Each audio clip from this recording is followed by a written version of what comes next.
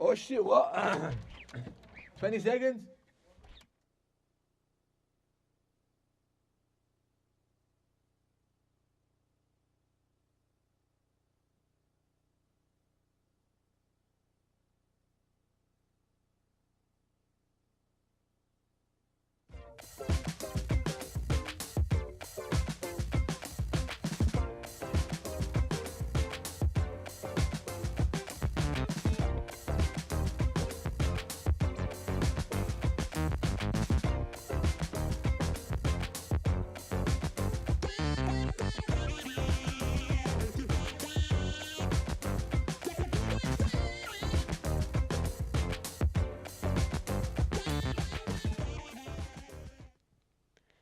And welcome to Charlie's Update. This is the final show of Charlie's Update.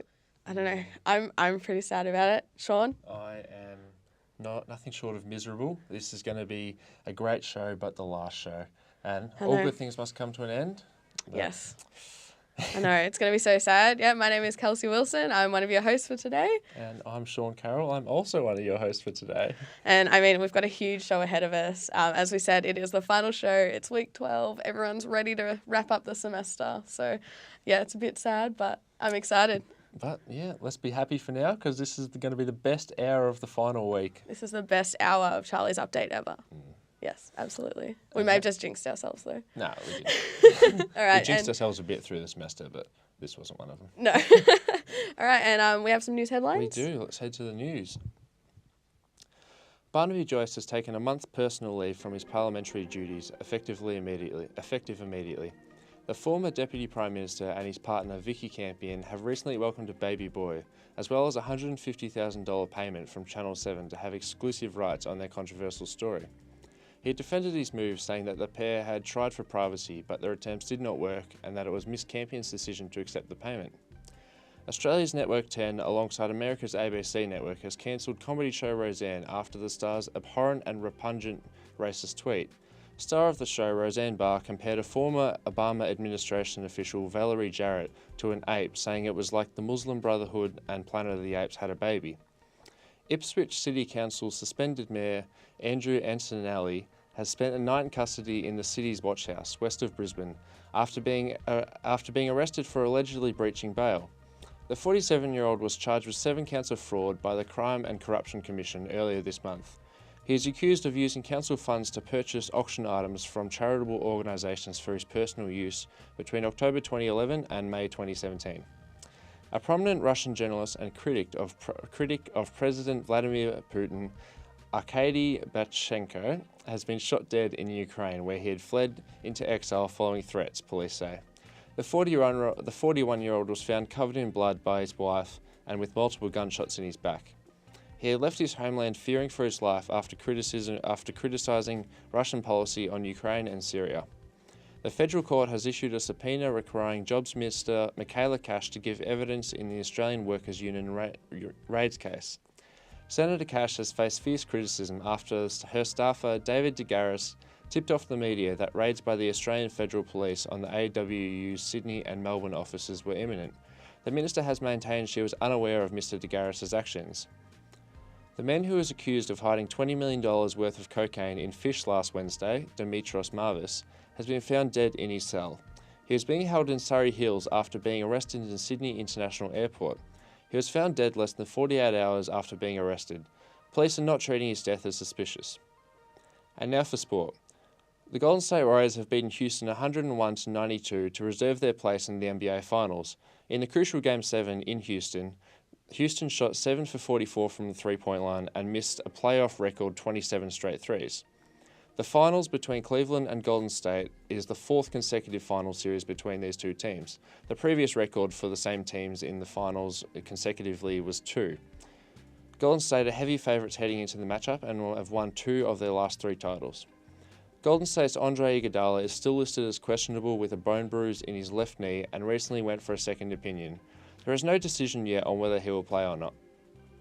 In Cleveland's side, they're still unsure whether Kevin Love will be joining them in Game 1 as he will be in the concussion protocol after bumping heads with Boston's Jason Tatum in Game 7 of the Eastern Conference Finals. Brett Brown and the Philadelphia 76ers have reached an agreement on a 3-year contract extension. The details are not disclosed as of yet. Serena Williams has won her first Grand Slam match since giving birth 16 months ago. She defeated Kristina Pliskova in straight sets in the opening round of the French Open. And finally, Steve Smith is making his way back to cricket following the ban from Cricket Australia after the ball tampering scandal in South Africa. He'll be joining a Canadian 2020 league as a marquee player, joining the likes of Chris Gale, Dwayne Bravo, Lasith Malinga and Chris Lynn, among others. So that's what's making news today, Kelsey. Yeah, it's quite a bit in the news today. And for weather for the next couple of days, we do have a top of 15 today, a top of 14 tomorrow, and then a top of 16 on Friday. So pretty mild for the rest of the week. And much of the same for the last couple of weeks. Yes, it has been. I swear the weather has just been the same every week. The last 2 weeks look so similar. I know. It's just been, pretty dreary, but, that's winter in Melbourne, hey? It is. Yes. Now, this week, it's the final show, as we're going to repeat that so many times. It is our final show. Such a sad thing. This week, I went and had a talk to a girl named Rachel, and she's going to actually introduce herself and why we had a conversation with her. But it may be a little bit of a teary story to start the show, but let's get that one out of the way first. It's a very moving story, and we do really thank Rachel for having a chat to us. But yeah, please enjoy. Sorry. Hi, I'm Rachel, I'm 18 and I have cystic fibrosis. So cystic fibrosis is a genetic lung disease that affects mainly the lungs, but also all your other main organs. So your spleen, liver, can affect your kidneys, heart. Along with it, you have like certain percent chance of getting diabetes related to the pancreas, which doesn't work properly as well, and the liver disease too, which I scored both. Lucky me. It's progressive, so as you get older it gets worse. And it's basically just a build-up of mucus, extra mucus that's just blocking all your organs. It's a 1 in 4 chance if both your parents are carriers, which both mine were, but they didn't know. When I was born, I was just really sick and they didn't really know what was going on. And they were blaming my mum, actually. They were like, what are you eating? And all this. And she was so upset and she's like, I'm doing everything right and stuff. And then she got a call just from a GP and he's like, oh, we did some tests and she's positive to cystic fibrosis. Straight to the Royal Children's I went and started my treatment. In my daily life, I'll get up, I do an hour of physio, so clearing my lungs. I take about 40 to 50 tablets a day, just to vitamins, because all the organs don't work, so we're vitamin deficient and stuff. And I have to eat double what the average person eats because we find it really hard to gain weight. Or else we have to get feeding tubes and stuff, which is not pleasant. But it's all related, so because my liver doesn't work properly, I have no platelets, so my blood doesn't clot, and then that causes trouble in my lungs, and it's all connected. I just moved to a new hospital, and I've started conversations about possibly double lung transplant, liver transplant, but that's the biggest step, I guess, and they don't want to rush that. You need to be sick enough but well enough, so it's a really fine balance, so they need to start talking about it early. Yeah. If I do get a transplant, that'll be really hopefully beneficial, better quality of life, be able to exercise. I had to quit dancing because I was just really sick in class and stuff, and less hospital admissions, no more IV antis. It would probably be amazing if it worked. When I was younger, my lung capacity was, lung function was probably around 80%, and as I get older, as I said, it's progressive, so it worsens. And now it's between 42% and 55%, so usually when I come in for admission, it's at that 42, and we try and get it back to that 55, which is more livable, I guess. It can go to uni, can do things and not be exhausted. And yeah, if I got new lungs, then it could be up to that 80% again. So there's this new drug, Orkambi, which is the first drug to treat the actual underlying cause of cystic fibrosis, whereas everything else I do treats the symptoms, except this new drug is not on the PBS, and it costs between like 250,000, 300,000 a year. And even if you were to get it for 1 year, afford it like for 1 year, it's not beneficial because you need to be on it for a few years to actually keep the, if it works, keep it up. Like, yeah, so that's hard to see something right there and you can't have it. I'm so used to it now, it's all a routine to me, like, yeah, get up, do that, do this, just get it done. Hi, I'm Rachel, I'm 18 and I have cystic fibrosis. Yeah. Yeah, so again, a really moving story we had there. So yeah, Rachel, I actually went to high school with her. She was a few years younger than me, so like I didn't really know her, but seen some things around on Facebook, so got into contact, and yeah, she has such a moving story. It was so good of her to speak to you about it and speak to us about it. Yeah, and I mean, the part that really got me in when I had a chat to her about it was there is actually a medication that could actually change her life and really improve her lung quality, but it's just so expensive and no one can afford it. It's around $300,000 a year, and as she said, you've got to be on it for more than a year to actually see the difference. So. I mean, it's really sad in that regard that there is something out there that could really help that doesn't involve like a lung transplant or anything like that. But yeah, no, I mean, it's such an interesting thing, and I will be definitely keeping on track of definitely on Orkambi, the drug that could actually help cystic fibrosis. Yeah. But on the topic of health, we actually have our clubs and societies a bit earlier in the show today. We've got James and Kesef from the Public Health Student Association from La Trobe. Yes, so as we said, it's on the topic of health, and we felt that you guys could kind of continue that topic along. Okay. Yeah, so welcome to the show, guys. Thank you. What is the Public Health Society here at La Trobe? So we're both a mix of a social and a sort of, I guess, academic club where we're trying to promote public health on campus as well as have sort of social activities within our faculty, I guess, and cohort. So public health is essentially the study of, or the promotion of health rather than what doctors do where they treat and disease. We're trying to prevent that from happening in the first place. So this is through multiple different means of healthy eating, healthy lifestyles, physical activity, things along those nature, as well as other sort of just health promotion things to improve people's health for the better. Yeah. And how do you guys do this? How do you spread the word about prevention and get it out there? So we have like a social media page. So we've got a Facebook page and a group, and also we've featured in the She blog as well. So that's another one. We've also got Instagram, but don't really use that. So we have like weekly meetings, and we put it on our page, and anyone who's interested is welcome. And you can give your ideas, and we'll see if we can take their ahead. Yeah. So we're trying to currently like just plan just a health sort of promotion program to run during the second semester on campus, or not on campus, at La Trobe. In the past, we've done a blood drive as well as just try and promote a sort of, healthy eating in a sense.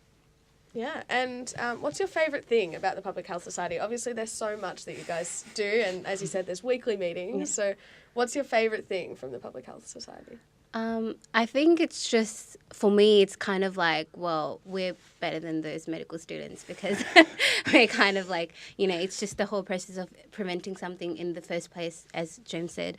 So, and it's so vast. So you've got so many things, and like everything is just, it has some element of public health in it. So it just makes it really great to, be in it. Yeah. Right, yeah. I'd say probably the social aspect of the club itself is also a really big sort of part of it, being like having a good close-knit sort of leadership and stuff like that. It helps, especially in classes as well, since we're all doing the same thing, we're able to help each other with that, as well as bounce ideas off each other as well when it comes, because we're looking towards the future as we're third years and in the final year as well. So it helps us gain sort of more experience in that matter as well as working in a more, I guess, yeah, like close relationship, I guess, and trying to work stuff out through that. Yeah, absolutely. And how did you guys individually get involved with Public Health Society? They were offering Subway, yeah. and I was like, well, it's like 5 minutes to lunchtime. I want some Subway. Yeah, that'll and do so it. they're like, yeah. And so I just went to talk to them and like, oh yeah, like we're looking to try and sort of get people on board for next year. So I sort of thought about it and talked to other people in my class and yeah. And so we just got together and went to the club and essentially took it over. I was there when they had that lunch thing, but I wasn't really at that time I wasn't really focusing on joining it. Like I was like, all right, yeah, I'll like your page and whatever. But I got an email from Carmel, so she's like, she plays a big role in the Our head coordinator. Yeah, a head coordinator. So I got an email from her, and that's when I was like, well, you know, it sounds interesting, so why not? And I like applied for one of the positions, and then we met, and yeah, so we kind of like we knew each other from like Classes and stuff, but it Well, wasn't like really like okay, like I've seen him or her and whatnot, but now like we've formed like I guess a friendship because we're all in the same classes, and yeah, so it's good. Yeah, and you did say you guys have social media, so you know, what are those social media channels that our viewers can look up and so then they can get involved? So you can find us on Facebook under Trobe University Public Health Students Association. It's a mouthful. We've both got a Facebook, we've got a group and a page. So the page is where we sort of promote our own things, and the group is where you're able to, if you join, people post like sort of volunteer opportunities and things like that on there. So you can find avenues to sort of get involved with different things around in the community, because that's a sort of big part of public health as well, is through that, and you can gain some good experience through it. Yeah. Yeah, That's well, great. I mean, thank you guys so much. And yes, as James just said, your viewers can look up the Facebook page and group. Yeah, thank you again for coming in and Thanks for being having on us. Charlie's Update. Thank you. Thank you. And now you might have heard of MoJo, and not to be confused with kombucha you've seen around the place, but MoJo is mobile journalism, and it's pioneered by someone that most of us know, Ivo Burum. And let's go see how that story went. Ivo Burum is a lecturer and coordinator for media industries at La Trobe University, but more importantly, he is a pioneer for mobile journalism, or MoJo. He has plenty of experience in the industry and has seen firsthand how beneficial it can be. Let's see how he describes the concept. Mobile journalism is a combination of storytelling skill set and mobile technology, mainly the smartphone. It enables journalists to become completely autonomous in the field, and it enables them to actually complete the whole story in the field and upload it from the field if they need to, and to stay on location as news breaks and to keep reporting. All journalists need to write, and so being able to write digitally, which is mobile journalism, is key to being a great journalist today. Well, it's key to being employed today as a journalist, I think. And in fact, they are, when you use them properly, they're like a creative suite in a pocket, a little TV station in your own pocket. Ivo has taken his passion for MoJo with him to various places throughout Australia. I've worked a lot with Indigenous people in Australia for over 30 years. The first MoJo stuff I did was in the Northern Territory in a project called MT MoJo, and I actually taught a bunch of Indigenous people how to do this, and there were 9, and at the end of it, it was very successful. All their stories were bought by the media, so they made some money. They were all offered fee for stringer work by 2 networks, and 2 of them got full-time journalist work, so it's very successful. He has also seen benefits for MoJo skills overseas. It's a big tool for these countries, because a lot of these countries operating on 3G and not broadband, right? Myanmar went 3G first, smartphone first. So if you've got all these smartphones, to introduce a set of skills around it is really, really important. And we've got the Rohingya crisis going on in Myanmar at the moment from the Rakhine state. Journalists have been getting in there, couldn't get in there because they're journalists, but people have been getting in there with their mobiles and they've been actually shooting stories. So there is a real use for this stuff if you know what to do with it, if you have the journalistic skills around it. The other thing is that what I teach this sense of story first, technology second. So what I would say, if you know what your story is, you will determine what your technology is. For example, if you were to send me to shoot a story on lions, I couldn't shoot the whole story using just a mobile. I'd get eaten. I need something with a lens, right? So the story dictates the technology, and you might find there's a hybrid form. I unknowingly discounted editing on a phone before I met Ivo, but he has taught me how viable the applications truly are. Well, we're talking about editing stories, first of all, and there are edit apps that I've got that we use that, that do all the things that chroma key and all the things that a computer does, but do it much quicker. So if you want to do fancy stuff, you might want to finish on a computer. But for the stories, for creating stories and putting good graphics on them and even chroma key, we can do all that on a phone. We don't need to go to a computer at the moment. So it's a fallacy to think that computers can do a lot more. Yes, they can, but generally you'd leave them for doing post-production, really complex post-production. If you're talking about a story edit with titles, with text on it, with name supers on it, with a little bit of a grade, with an audio mix, including audio ducking, right? Keyframe ducking, you can do all that on a phone. After learning for a semester myself how much MoJo can help me in making stories, I know that I can create high quality content wherever I am. Even this story you're watching right now has been 100% filmed and edited on a phone. So where I think its a great strength will be is that all journalists will be able to do it. All journalism students will have studied it. And I think people in community, will be able to create their own unique voice from a very different perspective, from their own perspective, from the community. You see, you don't have real diversity until you can finish the story yourself. This has been Sean Carroll for Charlie's Update. Yes, I mean, I don't know about you guys, but I've been learning about MoJo in our degree, and I think it's been really interesting I think it's the way journalism's going. Yeah, and it really is, yeah. So we actually have entertainment on now, so who are you guys? Ahmed Attenborough here for entertainment. I'm Lauren. Ahmed, thanks for joining us at Entertainment this week. Thank you. It's my first week and hopefully the best week. It'll be the best week. Of course it'll be the best First week. and last week in entertainment. And last week, and we're not alone today. No, we're not. We have Anne Campbell, obviously here, an actor and producer. Just a few questions, Leanne, if you don't mind. Could you just tell us about yourself and your passions and what got you to do what you're doing right now? Okay, so I obviously mature age, so I'm over the age of 40, and I got into the industry in 2009. I basically had a friend who went and did extra work and went, oh, if she can do it, I can do it, and got involved in that, and then just fell in love with the whole process and have taught myself all sides of being in front of and behind the camera, and have just moved on making my own films, run a film festival now as well. Wow, that's awesome. You're running your own film festival. So what are some of the highs and lows you've had in the roles that you've done? I think the biggest high for me at the moment would have to have done 7 seasons on Wentworth as an extra, just being a prisoner in the background. Got to see some amazing performances by Nicole Da Silva and Danielle McCormick, obviously, and Joan Ferguson is played by... I'm having a blank. Oh, she's Pamela Rabe. And the first time she came on set was just like crazy. You just have some amazing actresses come on and do their job, and it's like, I can see what they get paid.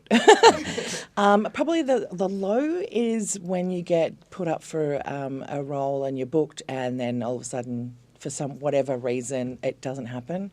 So I think that's probably the most disappointing, especially like you get put up for a commercial and then all of a sudden it's not happening. I think that's probably the low. And also the fact that there's not a lot of work out there in this industry for people in front of camera. Okay. And just as a female in this industry, what do you think differs in the way you act and what pressures come with that? I think the biggest thing is the need to put on makeup for everything that you do. I wouldn't know. Yeah, I understand. Well, the guys do get a little bit of makeup, but it's more a bit of dusting and powder over their faces so they don't shine. And women are expected to look younger than they are, to be smaller than what they are. There is a lot more demand on women in the visual side of things. And there's a lot more... I would say there's a lot more required of a female actress than a male actress, because there are so many females trying to work in the industry, that men who get in the industry, some of them are fantastic, but some of them just fall into the role because of their age, their look, and the fact that there's no one in that age group. As an actress, what's been your most standout job you've done? For me personally, I would say I did a commercial for Noaki Carbone in, a long time now, I think it was 2013. And it was the first time I'd ever done anything in front of the green screen, first time I'd spoken on a microphone of any kind, and I nailed it. And I had people ring me and go, "I'm so sorry, I didn't know you'd been in a car accident." And I'm like, "What are you talking about?" And it was because they said I was so believable. And when I was finishing up doing the filming, the team there said to me, "How long have you been acting?" I said, "I haven't been. I've been an extra." And they said, they've had actors come in before that have just taken so long to get the concept, and it's like, what's my this and what's my that? And I just went in and did it because I didn't know anything better. But I find that natural performances are often more required than anything, if you know what I mean. So how long would you say you've been doing it now, since that first commercial? Yeah, since 2009. 2009. And how long do you think you'll be going on for? It's something you enjoy? Because it's become my passion, I'll do it for the rest of my life. I've started writing now, so I wrote a short film, I directed it, I produced it, it's been out, it's just finished in the film festival circuit. I've just written my first feature film, so I've already cast most of the cast and some of the crew, and it's just trying to work through to get the money, because it's a lot, because a feature film takes a lot longer to film, it costs a lot more. Even if you've got people that are going, "Yeah, I'll do it for free," you've still got to feed them, you've still got to have permits and things to film.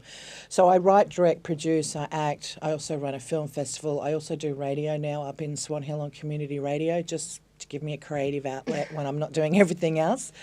So I don't think that once you've found that passion in the arts sector and you've got so many different areas, it's really difficult to not like it anymore, basically. How do you manage your time? You've got so much going on. Well, because everything's not full-time, it's all, you can sort of slot it around. You just have to be really good at scheduling and know that if your GPS says it's going to take an hour and a half, because there's always traffic issues. I took longer than I was meant to take today to get here today, and that's because during the week when I've come here, the weekend because I come here for rehearsals for a feature film, it was a lot faster because there's no roadworks during the weekend. I went through 4 sets of roadworks to get here today, It's and I'm shocking. like, peak hour time, it would have to be putting at least 2 hours onto your time.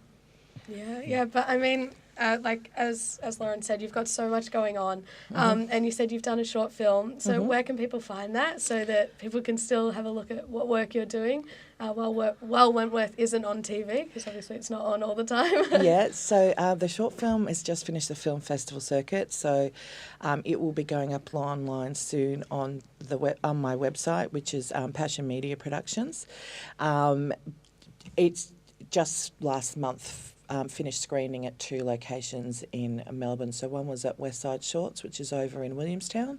So that's every second Tuesday of the month. So it finally made it to there. They've been trying to get it for a while, and made this at Luke Bar. It played there. So it's already done all of the screen festival type things. So it'll only be online in another week or 2 because it's still in for a couple of festivals overseas at the moment.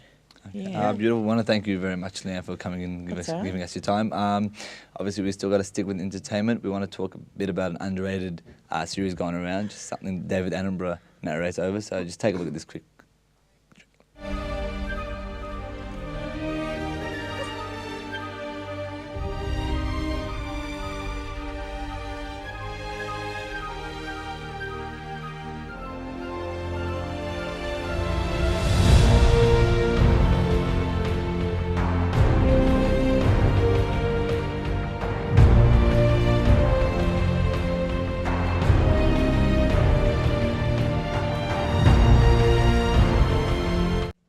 So there you have it, girls. I just was able to put that together through the week. I just wanted you to see how beautiful this series is and how much enjoyment I get out of it. And I just wanted to let the people know that, there are those shows, the Breaking Bads and the Prison Breaks, and with all that editing and Hollywood and makeup. This is just nature at its finest. And yeah, they use the special cameras, but it's just so raw, and it's just something that if you're ever just at home looking for something to watch, you got to go to David Attenborough's Planet Earth. It's just absolutely great. Have you guys seen it at all? I haven't seen it. I mean, I've seen clips, on TV ads and, around, but no, I haven't seen it. I love that you're so passionate about this, and it's, I know every week we talk about different, movies and TV shows that are out, but yeah, I think it's such a different note. Yeah, I do watch every week, obviously. We've got Sean on here sometimes. Shout out Sean. But yeah, it's just surprising that no one's ever spoken about the Planet Earth, not only on this show, but a lot of shows across the world. That's why we're getting you in. Exactly, that's why I'm in here. Is this how you get into entertainment? You were like, I've got a really good idea, guys. Something new that we need to talk about. And it's taken a lot of my time over the years. Like, I spent a lot of time watching it. It's real entertaining, so I just wanted to come in and talk about it. And hopefully when you leave, you guys will be watching it as well as the many viewers we have. So... Yeah, cool. We're going to speak about a little bit more entertainment. Everyone knows Neville Longbottom from the Harry Potter series. Yes. That little nerdy kid. The little nerdy kid. He got hot. Oh, he did. And he got married. Yes. He got married? He got married. Did he get married to Luna? Isn't that what happened in the last book? No, he didn't get married to Luna. He got Spoilers. married to someone named Angela Angela they Jones. didn't. It just kind of was hinted that maybe they, nothing really got said. Oh, God. I've spoiled stuff. Oh. Right, you're not coming back on entertainment ever again. I'm never doing entertainment ever again on Charlie's Update. Yeah, we married someone named Angela Jones, and it was very cute. She looks great.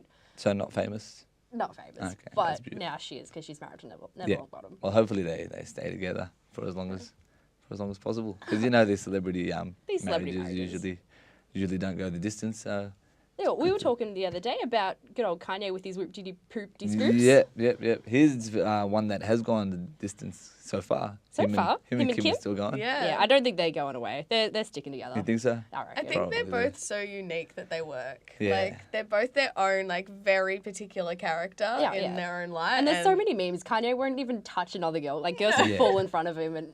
Yeah, he doesn't care. Yeah. Well, speaking about Kanye, man. he's got an album coming out on the 1st, and he's got a collaboration album with Kid Cudi the week after on the 8th. Yep, he's putting in some work. Good old Kid Cudi. So yeah, they've made a group, haven't they?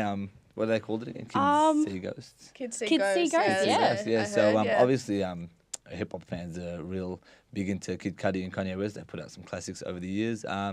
With Kanye West's weird personality taking over in recent times, I'm very excited to see what happens with that new album. With his great tweets. Yeah, his tweets and his whoop-diddy-poop-dee. Hopefully we don't see a lot of that coming out. But I reckon the whole album's going to be whoop-dee-poops. You reckon? I wouldn't mind it. I wouldn't mind it. With the beats he can put on, He's a good producer. He is. He's a good rapper too. Okay. At times. At times. And Kid Cudi, Rap. Kid Cudi's a legend as well. So a lot of good albums coming out. We got Drake's one as well coming out. You guys excited for that? Yes, I'm excited for Drake. Yeah, that should it's be going to be good. really good. And Kendrick's coming down. He's got his tour He going. is. Did you end up getting tickets? I didn't. I still might, but I'm not too sure about Not too Kendrick. sure. We'll see what happens later in the year. Yeah, you going to Kendrick? I hope so. Yeah. I hope so. Apparently his shows get real rowdy. Oh, they will be. usually do at the hip hop concerts. Yeah. So hip hop is doing alright right now.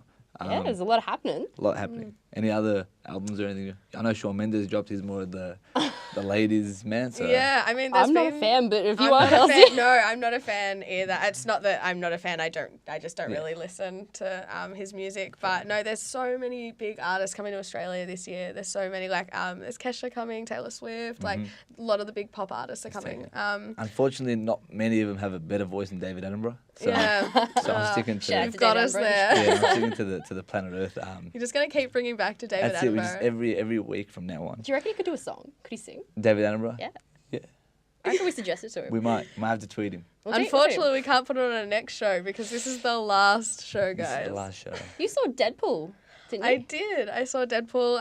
I know we talked about this a couple of weeks ago, so we won't, go into it too much. But I did go and see Deadpool. Do you want to do a little quick Sean's a review? very quick Sean's review to throw back to a few Shout out, episodes Sean. back when we did Sean's reviews. Yes, shout out again to Sean. He's just taking over entertainment today. But yeah, no, I went and saw it, and it was really funny. And we actually had a chat about it. And you said you preferred the first one. I like the first one better than the second one. It's not that I prefer the second one. I just think they did really well with it. They did well. When you do a sequel, the first one is the original, so everyone's always going to like that one more. But no, I really like what they did with it. It's always very family oriented. I mean, sometimes there is some. Yeah, I wouldn't be taking my kids to watch it. I wouldn't take my kids to There was a lot of kids when I saw when was just sitting there. I was like, Oh, really? all right. But yeah, it was All right. really funny, and I think it was really good. What do you give it out of 10? I'm going to go an 8. Like, I really enjoyed it. Really enjoyed it. All right. I'll go with 6, but we'll leave that to Sean to decide. Me and Suhail, another member of this show, went around the university recently looking to see if Latrobe really is all kinds of clever. Take a look for yourself and see what happens. Hey guys, I am Suhail and this is Ahmed Attenborough. and we're here to find out if Latrobe really is all kinds of clever. We are here with my man Charlie outside the studio. Just wanted to ask him a riddle or a question. My man Charlie. If a rooster laid an egg on a roof that was slanted to the right, 70 degrees, and the wind was blowing west, which way would the egg land? Let me think about that. Well, roosters don't lay eggs. Can I get your names, please? SJ, Tanique, Jenna. And SJ was a real name. Okay. Let's go for it. We're going to do a bit of riddles, guys. He's ready? Ooh, yeah. But we're going to do 3 different riddles. Okay. Because if one of you is smart enough to get it right, you're going to ruin it for the rest of us, okay? So what we'll do is, we'll start with SJ. It's Sarah Jane, but it's just too long to explain why I have 2 names. We'll call her Sarah Jane. Okay, Sarah Jane. Can you please tell us what gets wet as it dries? Can you please say that again? Please no dirty thoughts or anything like that. Just keep it PG. I think our viewers are all PG. I know. Grass. Incorrect. How you doing? Ahmed here in the Media Hub with Amel. Quick question for you, Amel. What is always coming but never arrives?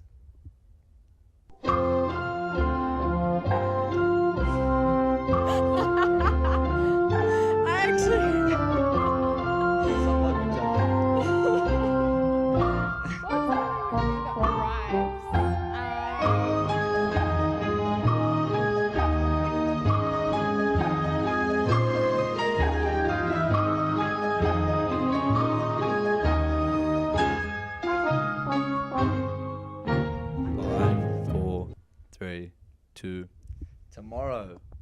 All right, Tanique. Can you please tell me if a rooster that was sitting on a 70-degree angled roof laid an egg and the wind was going to the west, where would the egg land? On the ground. Roosters don't lay eggs, ladies and gentlemen. Okay. What runs but does not walk?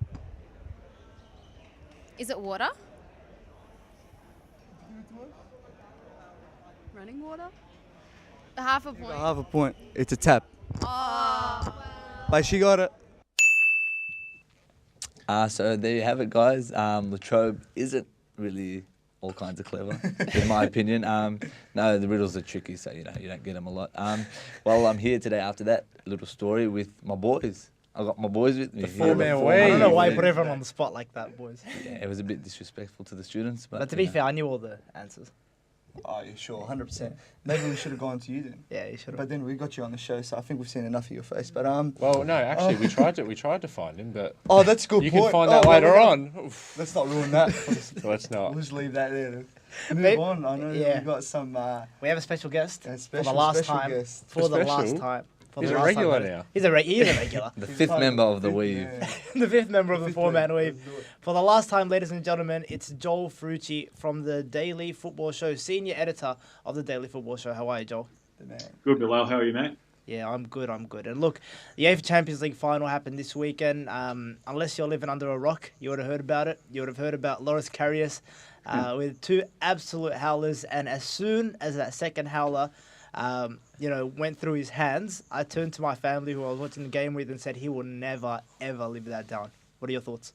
Yeah, it's hard to see him living it down. I really hope he does. But look, it was hard to watch. And just I guess all the different parts of the narrative about the Loris Karius thing just make it really sad, almost. I mean, I hate Liverpool, to be totally honest with you, but I felt sorry for the bloke. It was really hard to watch. Still a young guy, and I guess all the vitriol he was copping on social media. I mean, you can understand the outrage, but it was just crossing the line really in a lot of ways to see some of that abuse he was copying. And I really hope that the guy gets the support he needs from Liverpool to get through this. Yeah, and after the game, Gareth Bale and Cristiano Ronaldo both, put out some "come and get me, please." Cristiano Ronaldo tends to do this every year, every off season. So his really wasn't taken too seriously, but Gareth Bale, who is a genuine guy and isn't too much about the drama and the come look at me. He said that he needs to be playing, playing 90 minutes regularly, and that he isn't getting that at Real Madrid. Which clubs do you see affording him and him going to? Hopefully, Man United. Yeah, well, I guess you could be right, mate. I guess Man United have been linked to Gareth Bale before, and I mean the clubs that really do stand out straight away when you're talking about Gareth Bale leaving Real Madrid is the big four or even the big six, if you like, of the English clubs. So Manchester City, United, Chelsea, even Liverpool potentially. I don't really see him going to Liverpool, but I think that Man United is actually a very realistic option, given that United are being ambitious. They still have the money to spend, and we're seeing these ridiculous transfer fees bandied around. So I can actually see Gareth Bale in a Manchester United shirt. And the reality for United is that they now have to keep up with Manchester City and do something to really rein in that gap. So look, if I was Jose Mourinho, I'd be really pushing hard to sign Gareth Bale. I mean, it says a lot that Real Madrid could pick a side and Gareth Bale's not even in that Champions League final starting 11, and he scored 2 goals, albeit one, I guess, being quite fortuitous, but it all counts. Yep. The only issue I see with that is that the original issue with Gareth Bale and Zinedine Zidane, his manager, of course, at Real Madrid, is that he wanted more attacking freedom and, not to drop back and defend as much. But, if he does go to Man United, he's not going to be getting any of that because Jose Mourinho is very strict with that. Every player has to drop back and defend. Just before we let you go, the small matter of the World Cup is coming up. Australia in a group with Denmark, Peru, and France. Do you see us getting out of it in any way? In one word, no. It's going to be quite difficult to get out of that group. And I mean, it was funny because when the groups came out, we looked at the group and we thought, okay, we actually haven't got too bad a group. But you look at the FIFA rankings and look, France are in the top 10 and Denmark and Peru are pretty close behind. They're both in the top 12. So on paper, it's not an easy group, and it's only really until you look at Denmark's squad, for example, where you realise just how much depth that they do have. So, look, it's going to be really difficult to get out of the group, but I guess if there's any positive about having Bert van Marwijk in charge for this group stage, it's that he will do what he thinks it takes to win. So I guess all we can really do is put our belief in him. And I mean, the positive is that there's really going to be no pressure on the Socceroos, or no expectation, I should say. So, look, we all hope that they do us proud and at least put up a valiant fight, and hopefully we'll snatch a point at least, maybe. Yeah, exactly right. Ange Postecoglou would have played some exciting football, but this will be boring, it'll be bland, and we might just scrape through on goal difference. So we'll see how it goes. Joel Fruci, thanks for your time, not just today, but over the semester on Charlie's update. Pleasure, mate. Speak to you soon. Cheers. See ya. Oh, wow. All right, Always boys. provides the goods, eh? Always provides He's the a goods. knowledgeable man, Joel. Always on it. All right, boys, let's talk some NBA. The playoff finals, the Celtics went down. So, I'm still a bit downtrodden about that. But your boys, Golden State. It was something that not a lot of people wanted to see. But yeah, the young Celtics couldn't make it to the NBA Not a lot of people finals. wanted to see the Celtics win. No, as in like... lose, yeah. But long live the king. Long King live James. the king. Stepping up when it matters. Jesus. He just carries. He just carries. He just does. And he does it efficiently. Yeah, he drops 40 when... Should we open up the whole MJ versus LeBron debate again? No. Do you reckon We've anyone got talks too about much that? to talk about in this jam-packed four-man wave. Yeah. Like Game 7. Game 7. And Which champions Game 7? do what champions do. The big one. Oh, Big Golden one with State? Steffi two-time. With Steffi two-time. You know what I don't like about that is CP3 wasn't playing. Either was Iguodala. Yeah, but you know. Yeah, but if CP3 made that much of a difference, wouldn't he have ended the series a long, long time ago? He did play 5 games. I understand and that. it takes 4 games to win a I series. understand. So, But the Game 7 is just something that's isolated from the rest, and you want to see both teams at full strength. so we know what Chris like your Paul's like AFL in grand Game final. 7s. Yeah, I know. Yeah, he definitely could have choked, but it just would have been good just to, because there are a lot of haters coming out, and not only on Chris Paul being out, but the fact that the referees won the game for the Warriors. That's ridiculous. Here we go. Nah, it's like always. The third quarter won the game for the Warriors. Yeah. Like Steph comes out with 14 in the quarter, but over the whole series, can I just read a bit of stats? The whole series, Golden State's plus-minus was, so for the first quarter they were -3, second quarter they were plus 130, fourth quarter, I skipped one, they're +6, but in the third quarter they were plus 501 points. Oh, wow. That's surprising. The Rockets only had one quarter up. Premiership quarter, mate. Third quarter. But, you know, I think the tail of the tape in the Celtics loss and the Rockets loss was very similar in terms of I feel like just neither team could shoot a three when it came down to the clutch of those matches. I mean, it's probably a mindset thing, considering both were the underdogs going into their games. But yeah, they both needed to score well from the field to make up the gap. But in the fourth quarter, neither team could shoot.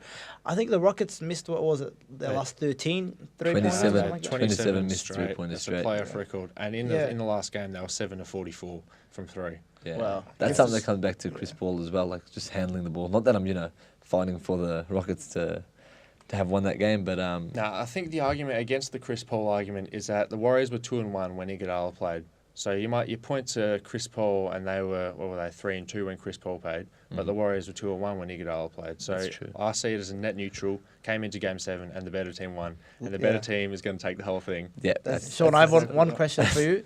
Got one answer for you, Bilal? Kyrie. Can I answer it too? Kyrie. Yeah, you can answer, but Sean SPN, he calls himself on Twitter, and I feel like this question directed at you. The right person to direct it at. Kyrie Irving wasn't sitting on the bench for the Celtics. Do you feel like that had an impact on them? No moral support there from him? He was excused by Danny Ainge, who's the owner of the Celtics, and he was excused. He had a surgery to get into, so that was already pre-booked. It was nothing. The team acknowledged that he wasn't there. It wasn't reminiscent of the Kawhi Leonard missing some playoff games between Golden State and the Spurs. That was just a bit suspicious. Did you guys see that?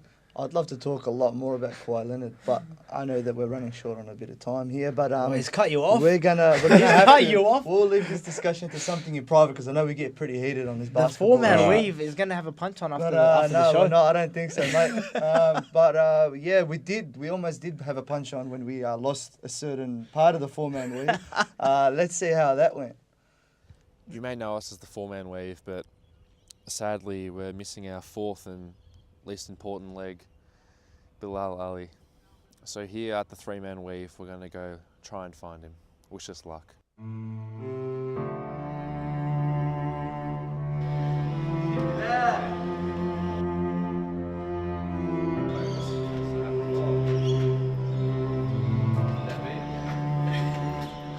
It smells like it. It smells like Subway cookies. We're gonna take this. Let's get going. Bilal. Oh, he's under there. Oh, wow. Hey, man, we've been looking everywhere for you, man. You're so sorry, bro. Bro, that's what Bilal usually do. Oh, sorry. What's your name? No, my name's Brent. What happened to you? Where are you? We've been looking for you too, man. Where you been? It's Bilal's coffee cup that he has every morning. Oh, wow. See right there, it says soy latte, Bilal. It smells like him as well. It's still hot? No. Give it a taste. Oh, it must have been a while ago. Give it a taste.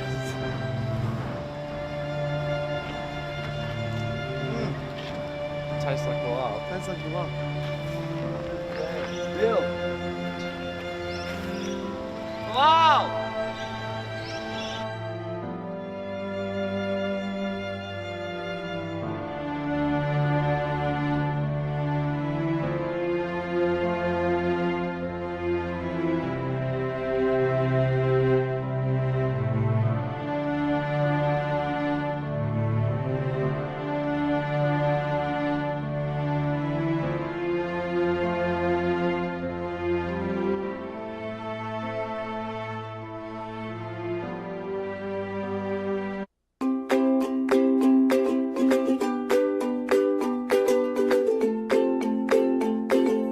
It's finals. It's game 7. Found your scarf. I'm wearing my scarf.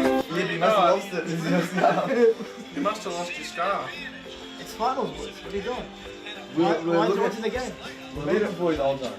Nah, man. We even put up a poster. I've been looking for a Boston win. The four-man wave isn't a sports thing, it's human interest thing. It wasn't lost after all, he just decided to neglect us. But I'm still, it's a lot of love. It's always love with him. Stop touching my hair, man! And you can see he's right here. He found you. What are the chances? It was such a sad time. Oh, Felt so lost. Well, no, you didn't. You were watching the basketball. We put out a poster and everything. Like, we were ready to pay nothing, but we put out a poster. That cost me 42 cents to print. I used you guys were colour. watching the You Celtics own 42 cents, mate. We had jobs to do. So did you. Yeah, but I got caught up in the game and you guys just left. Guys, the four-man weave is ending on a bad note. You guys are arguing. We could never end on a Sahel bad note. Sahel was cutting you off. Yeah, Sahel cut you off. Oh, man. That's right. We'll sort it out after the show. But on the show, we're all happy friends here at Charlie's Update. Yeah, of course. But we do have another special report from the current affair at Trobe. Now let's go see how that went. Often on ACLA, we face heavy criticism for our work. Some people say that we lack journalistic integrity. Some people say that we aren't funny. Other people say that the host of the second season was better looking than the first one. All rubbish claims, of course. There was one piece of criticism, however, that was legitimate. That we tear people down too much and that we never celebrate those who succeed in our university community. Well, Steve Irwin's left nipple 37, you make a fair point, and we will make amends. I can't snap my fingers.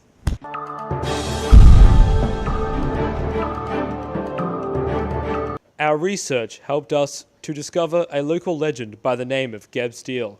His group are nearing the end of the semester and they are getting ready to submit their last assignment for their class on telekinesis in the local media industries. So what do you do for the group?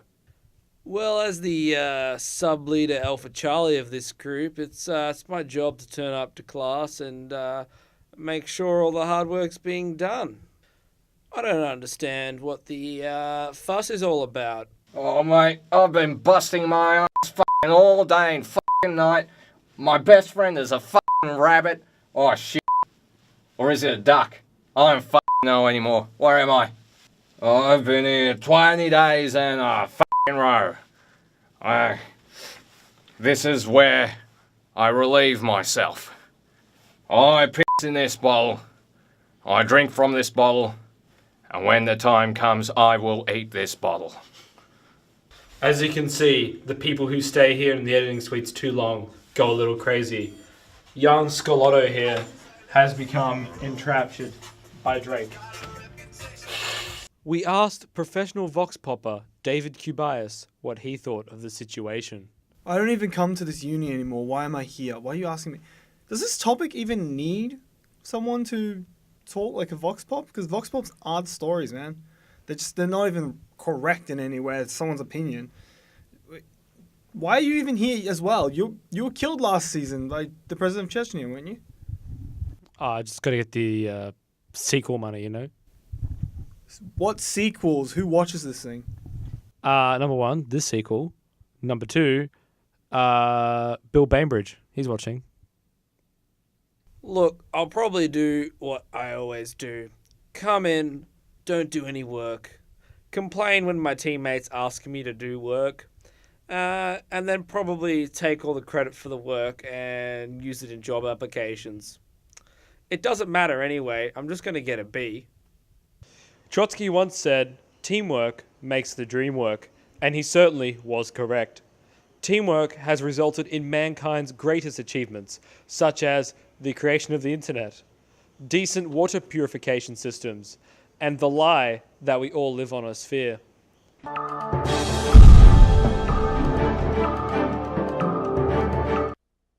Yeah, so we've brought back the current ACLA. affair. Yeah.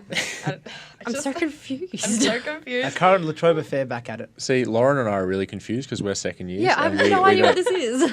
No, I had to do a whole season of that last semester. Someone's got a pet duck? Yeah, no, if you think that was weird, every week we had some very colourful characters, all played by the same person, come in and sit in that chair and pretend to be prehistoric characters who have come back to life. So yeah, this show was really, not this show, but this program, Trobe Live, was really, really weird. Yeah. Well, do you reckon people are going to do that when they look back at 4-man weave packages? What? Packages? Packages, stories. Oh, stories, yeah. Neither really. Yeah, features. Features. But on the note Life hacks. of La Trobe Live, as you said, you've done it in past semesters when you did, what was it, The Eagle current Report. La Trobe? The Eagle Report with a lot of a current La Trobe affair. Yeah. So, I mean, this is a subject that is offered here at La Trobe, so if there are any media students out there that think they'd be interested, you guys, you can actually contact one of us and we can pass on details to Bridget McCarthy, who runs the subject. You could also email her. But yeah, come and have a chat to any of us. And we do have 3 shows that have been running this semester. So Applications are open now. Yes. So you can come and talk to any of us and we can give you some advice and who to talk to. But yeah, it's been really fun. Yeah, what do you guys think? a lot of hours have gone into it. You're also available to put in serious stories and stuff that actually expresses your journalistic if you really intent. want to be a journalist, this is the show for you. Although we may have not shown that side of ourselves in some parts. Yeah, it's a lot of fun. We do have some serious things go on, but then of course it's all about having fun that as story well. you did just at the start of the show. Yeah, it was a real tear jerker. Yeah, I was worried my makeup was gonna get ruined. What about my story? That was a tearjerker. Which one? The MoJo story. MoJo? What's a tearjerker? I thought you meant when Bilal should have went been watching. missing. Yeah, no, it wasn't a Bilal, tearjerker. you featured in this one. Yeah, I was in it for like 4 seconds. I think that was the biggest tearjerker today is when you went missing and all the boys had to find you. Yeah, I reckon that was pretty it's up- tear-jerking. I reckon that's the top of the Tearjerker tearjerker moments from Charlie's And update. this We might lost be Bilal. This might be the most tear-jerky 30 seconds of Yeah. in television. Yeah. Ever? Anyway, but That's on a a happy call. note, just before we it invite back some up. of our backstage members in, I think the best bit was being able to eat food because we got Free to do a lot of food food. segments and we got a Yes. lot of free food. Yes, a lot of free food for you I didn't guys. get free food. You never did a Yeah, food I segment. didn't. Yeah, we did the review. The food. Yeah, dessert but that review. was a 4-man weave thing. Yeah, it's just not respected enough. Not respected journalists. we don't get free food. All right, on the note of no. respected journalists, let's bring in our team. Alright. If they are So ready, there is a please. door. There is a door in the There is a studio door, if you haven't and- seen it before. We've been expertly hiding it behind Yes, your we have. unsuspecting We can eyes. get them to come Come on in, guys. Come on in, guys. Hey, Here's our producer, Rachel. So we'll go round. Here's our audio guy / sports We'll presenter. go around and Simon. everyone will introduce themselves and their role. Once we've got everyone in. Yep. Sorry, So I broke protocol. We'll start with Lauren. Lauren is on the show every week, but let's go around, all say our names and what we actually, what is our role in Charlie's update. I'm Lauren. I do the entertainment segment with everybody who does the entertainment segment. You'll find out soon. Make packages every week, do a little bit of audio. Stories, you mean stories? Stories. Stories. Anyway, that's me. Oh, you want me to go? There you go. Do I come here? Hello, my name is Ahmed. My name is Ahmed Attenborough. Not too quiet. Yeah, I'm sports. I'm entertainment. I wanted to host, but unfortunately, I wasn't allowed to. And yeah, I make stories weekly. My Power Core Festival is a tearjerker as well. Yeah, and I just come on and try to have a good time. So that's me. Yeah, I'm Bilal, and my superpower is procrastination. I'm really really good at it, but I sometimes also report on sport, and other stuff. I'm not really And you get entertain. lost. I get You lost. get lost a lot, don't you? Yeah, and I do 4-man weave packages, and I'm really good at charades. Loves the toilet seat as well. I'm Rachel, so I'm the producer. You haven't seen me before on the show, but I'm back there. I'm like the mum of the group, so I make sure that we've all got our show all ready It's like to a go. mum. Yeah. I make these beautiful rundown sheets, which are colour coordinated. 'cause I'm OCD. Rundown? She's breaking the illusion. Yeah, and I We did really this off the top. I really love doing the food segments because we get a lot of nice food to eat. So, Yes, yeah. Rachel runs our entire program. She's the boss, so if any problems arise, Been a good team. we're all gone to her. We've got like 30 seconds on air, so we better wrap up. Hey? Yes, okay, I'm Kelsey. I'm Normally one she of the tells us that in reporters. I our do ear. the news sometimes, I do entertainment sometimes. Quick, wrap it up. Okay, I'm Sahil. I'm the backbone of the establishment. It's all you need to know. He hits those I'm the packages. backbone, yeah. Sean's a good bloke. I'm the reporter for the 4-man Yeah, Wave. not too The sure. aforementioned Sean's reviews. news, We'll leave it and there. self-elected fan favourite, and 3, of course, 2, Charlie's 1, we're update. done. Yay! Thanks, guys. What's our outro? We're not even done. Outro. We have no outro. What about the watching Charlie's We haven't update, said guys? Tristan. Tristan in the back. Tristan in the bag. Thank you for watching Charlie's update for the last Thanks, 8 guys. weeks. Oh, let's all wink. Enjoy the rest of the semester. Yeah, everyone wink. on Everyone wink at the camera. three. Hey, put the big Our one. reputation we've built up 3, is gone. 2, 1. 1, outro. Oh, wait, where's the camera? What are you doing, Tristan? Who winked at Are we still on? Wait.